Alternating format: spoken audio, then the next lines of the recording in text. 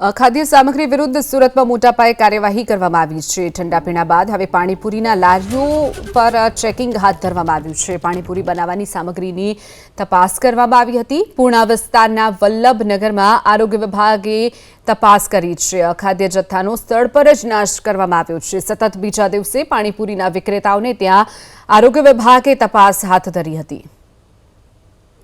જે પ્રમાણે ગરમીનો પ્રકોપ વધ્યો છે ત્યારે બીમારીઓ પણ અત્યારે હાલ જોવા મળી રહી છે ત્યારે સુરત મહાનગરપાલિકાનું આરોગ્ય વિભાગ છે સતર્ક થયું છે।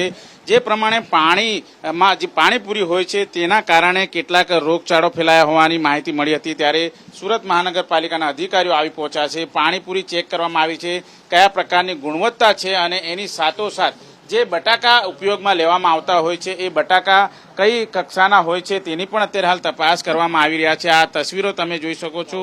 આ પ્રમાણે જે રીતે છોલ નીકળેલા હોય એ પ્રમાણેના બટાકા જોવા મળતા હોય છે ત્યારે અધિકારી સાથે વાતચીત કરીશું કે આ પ્રકારની તપાસ। હું સેજલ વ્યાસ, ફૂડ સેફ્ટી ઓફિસર, સુરત મહાનગરપાલિકા, ડેપ્યુટી કમિશનર શ્રી હેલ્થ અને હોસ્પિટલ તેમજ આરોગ્ય અધિકારી શ્રી સીધી સૂચના મુજબ આજ રોજ તેમજ ગઈકાલે સુરત શહેરના જુદા જુદા ઝોન વિસ્તારોમાં આવેલ પાણીપુરીની પૂરી તેમજ મસાલો વગેરે બનાવતા વિક્રેતાઓની તપાસણી કરવામાં આવેલ હતી અને તેના આધારે અહીં મળી આવેલ અખાદ્ય અનહાઇજેનિક કન્ડિશનમાં મળેલ અખાદ્ય પદાર્થોનો નાશ કરી તેમજ તેઓને દંડ કરી નોટિસ ફટકારવામાં આવેલ છે। आप बताइए कहाँ से ये सारा माल लाते हो? बटाका आलू कहाँ से लाते हो? सरदार मार्केट से।